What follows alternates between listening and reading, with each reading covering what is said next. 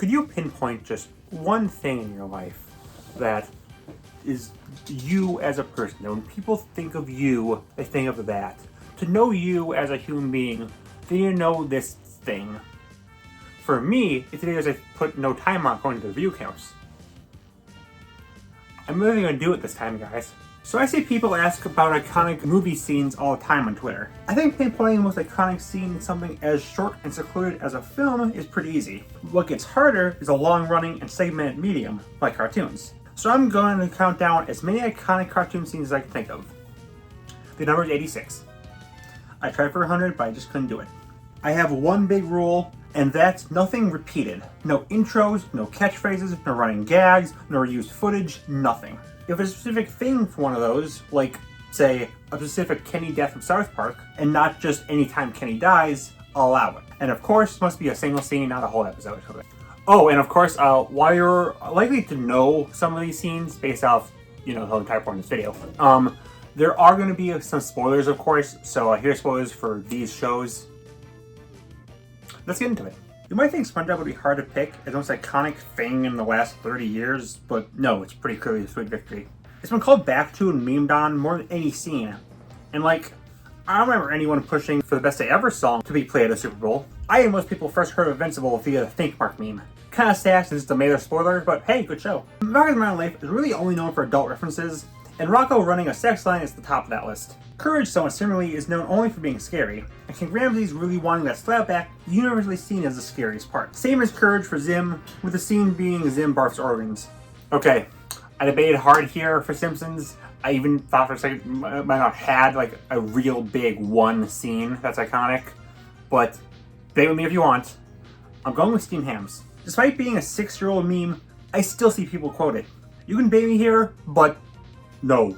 It's kind of heartwarming to see that feminist Knuckles is the only thing people know about Sonic Boom. Seeing how Knuckles was universally hated when the show was revealed. Fight the patriarchy, my guy.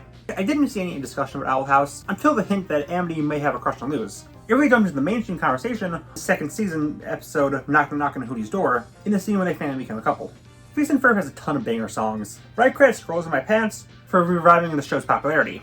So I'm giving it a nod. If people aren't sympathetic for Dexter's mom, they're quoting Omelette du Fromage. These are the only things in the show. If we can avoid the obvious thing people talk about with Ren and Snippy, Happy Happy Joy Joy is usually seen as the highlight. The literal only thing I knew about Inside Job before I watched it was that it referenced King K. Rool. In fairness, that's all you need to know. Yakko's World is of course the most iconic part of Animaniacs. If the 50 million remixes, several references to the reboot, many debunkings, and even Rob Paulson performing it live in one take didn't tip you off. Speaking of the reboots, the anime scene has tons of redraws, and was almost always seen in the thumbnails people discussing the reboot. Usually only Dot, though. You're not seeing the pearly gates. Okay, so the next one is...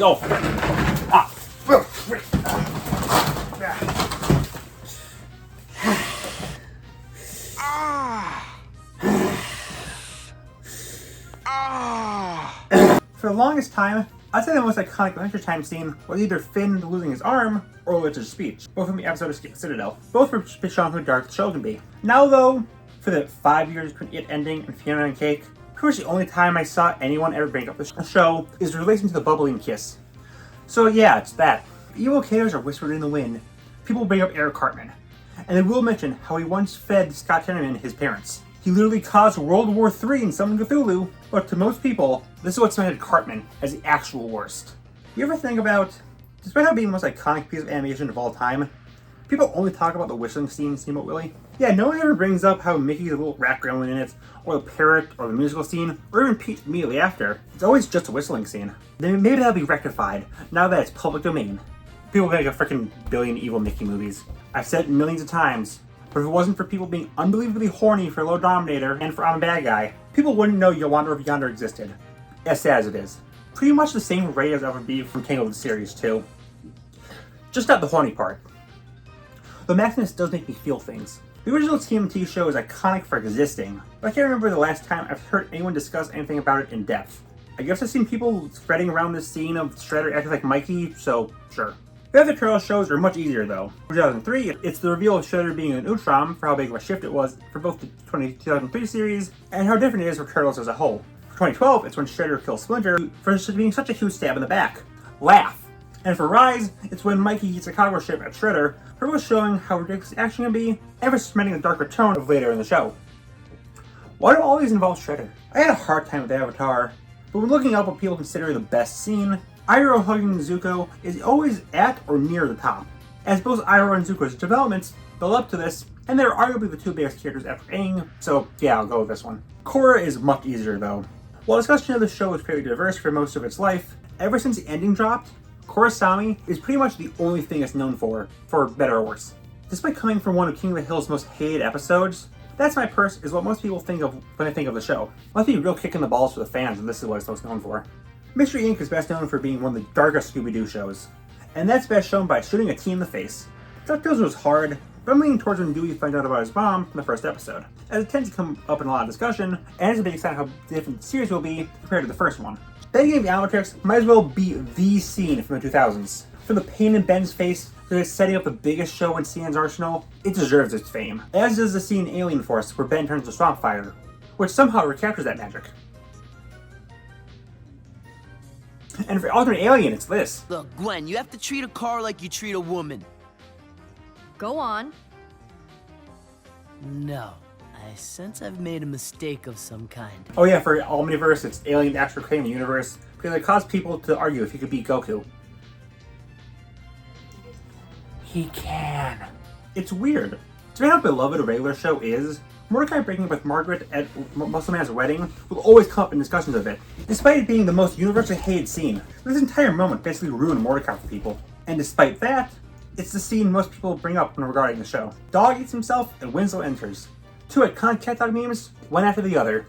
Makes my job easy. Like Courage and Zim, Flapjack is most known for being scary. And the best example of that is...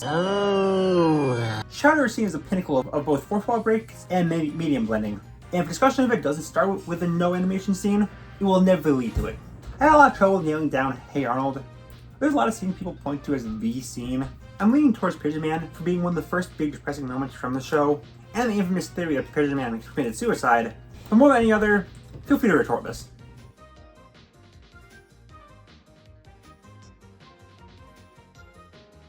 I'm Pickle Rick!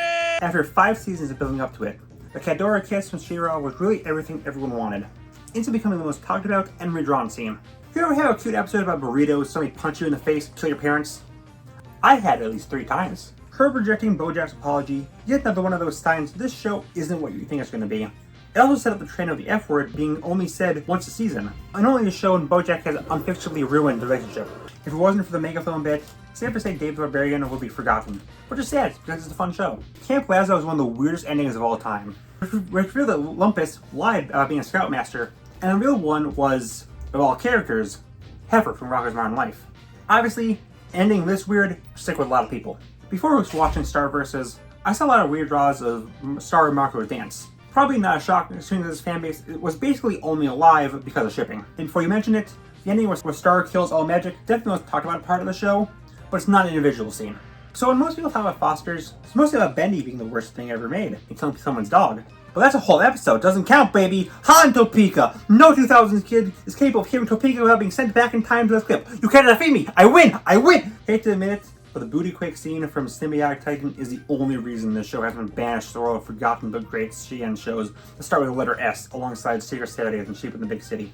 It feels like every month I see a Twitter post linking this clip saying, "Can you believe there was a CN show with a twerking scene?" Yes! I can. Because it's the only thing you know about it. Watch the show! Milo Murphy is really only known as the show that has some connections with Phineas and Ferb, so obviously Doof's reveal was the thing that really got people to give this show a look. Similarly, no one knows anything about Hamster and Gretel aside Balloon's cameo, because we all demand originality, yet crave familiarity. I genuinely know nothing about the show at all besides that there's a kiss between 2 female characters. Why is Cleopatra even in space? Do you think it's ever weird that we just use really old historical figures in whatever way we want? In a century, will we get like Agent Jeff Bezos and Taylor Swift Vampire Hunter? Slade's speech in Haunted is both extremely disturbing and shows why Slade is such a great villain. It's everything the show is praised for besides images of Raven I can't show. Okay, I know I just gave a spoiler warning, but seriously, if you have not seen Amphibia, skip forward a little bit. I'm being serious here, this is a really big spoiler. Okay, you cool? You good? Okay, here it is. Billy's destroy us all rant is only one episode, but it's seen as his catchphrase. Heck, the canceled movie was even named after this scene. Stronger Than You is one of the few things most people will praise about Steven Universe. And from showing the love between Ruby and Sapphire, to being really catchy, just having some of the best animation in this show, and Sans Undertale, it's not hard to see why. Moral Orel is a pretty dark show, but when Orel breaks his leg, as any fan will tell you, that's when it really hits a point of no return. I couldn't think of the most iconic Clone Wars moment, but from Rebels, it's definitely Darth Maul's death. And from the 2D series, it's clearly when Grievous kills all the Jedi. The shut up and take my money scene from Futurama was made in 2006, yet I still see this meme to this very day. Almost Gotten from Batman the Animated Series is seen as hands down its best episode, for all the villains telling their own unique stories for the big twist in the end. What's best known for is this. I threw a rock at him! Speaking of Batman, while Brave and the Bold is seen as a much lighter series, Batman being his parents' killer is seen as the most chilling and shockingly dark moment, helping it stand out. Gumball's SAW rant is the only thing people talk about for this show, alongside the ripoff episode. I say this specific scene though, since most people think it's an epic Pwn the Libs moment, but no, the episode makes it very clear that Gumball's in the wrong here. Gravity Falls was really hard to pick for this list. You could go with a Barfu Gnome, Ford's Reveal, literally any scene with Bill. Genuinely, feel free to debate me with this one, but Mabel and the button kept coming to my mind. Again, feel free to disagree with me, but this is what I'm going with. The ending of Duck Amuck is like the fourth wall breaking scene, and the Toon Force scene. Versus debaters quake in fear at this moment. Dinobot's death not only seen as one of the best scenes in the show, along with one of the saddest, but also the scene where the show really comes into its own as the show. P.S. Conch is a cartoon, right? It's very iconic, has a lot of big scenes, but I think the sheer amount of redraws and parodies the Christmas Dance has cemented it here. Aqua Teen is of course a show known for crossing boundaries, but nowhere as boundary crossing as Hannah Banana. I literally cannot describe it here, but I'll just leave it there.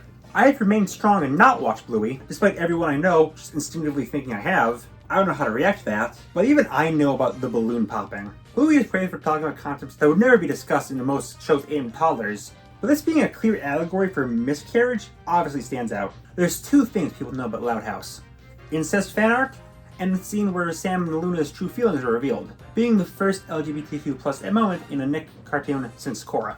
The Penguins of Madagascar is a fantastic show. It's funny, it extends the film greatly, it's fantastic. All people know about it is a scene with a toothbrush that looks like the funny suck. I hate you. Will you believe me when I say this is a coincidence? Before the explosion in popularity it had in 2020, the Say What scene is basically all anyone knew about Clone High. Yeah, even after that, it became a trend on Twitter last year to post this clip. So even after all this time, unlike Gandhi, this scene is not nice. I've never seen Ninjago, but I've heard so much talk about Zane's sacrifice, one of the biggest moments from the series, even after Zane came back. Despite being considered its worst episode, Arthur's scene of him punching DW lives on through memes, and because people really freaking hate DW. The scene most people know from Bob's Burger is the scene of Tina driving, "What more do you want from me?" People were really hyped about My Adventure Superman, but after the scene where Lois finds out, it's the only thing people cared about, sadly. Casper's a very lighthearted series, so of course, an actual death like Furry Fox would stand out. Ed is often brought up as one of the strongest characters in joke versus debates, and that's exclusively because the episode where he has a pebble in his shoe. More specifically, part where he eats a slide. The most remembered part of the Harley Quinn show is when Harley and Ivy kiss. Do male same-sex couples exist in cartoons? Over the Garden Wall tends to blend lighthearted and scary scenes, but the scary is definitely what's more remembered, with the biggest one being the Beast's true form. Powerpuff Girls reboot apparently improves itself as the show goes on, but as far as most people know, the show is just a twerking scene. Batman scene with Ace as she dies is a very somber moment. Not only that, it's a great showcase of how Batman does in fact have a softer side. No guys, I'm serious. If you have not seen Infinity Train, skip forward a bit right now. You good? Good.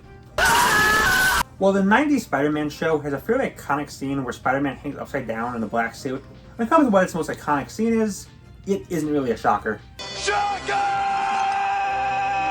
The fight in Moon Girl, set to the song Sweatpants, is usually used to show how great the action animation in the show is, and it's definitely a good example to use for that. The adults in Rugrats kind of have this weird effect of everyone saying they relate to them now instead of the babies, and whenever people say this, people literally only point to the chocolate pudding scene. Extra Thick literally revived more interest in Samurai Jack from the final season, and that's both funny and sad. And now, the final one. I went back and forth on this. It's from Fairy Godparents, which is a fairly iconic show. So I'd be wondering, what did I pick for this one? It's Pregnant Cosmo. When most people talk about how the show went downhill, they will mention Pregnant Cosmo. Most jokes related to the show are now about Pregnant Cosmo. The biggest and still used meme from it included Pregnant Cosmo. The fourth most viewed thing in Nickelodeon history is the episode with Pregnant Cosmo. Pregnant Cosmo is the world, and you cannot defeat him! Destroy us all! Destroy us all! I'll take the chicken. Destroy us all!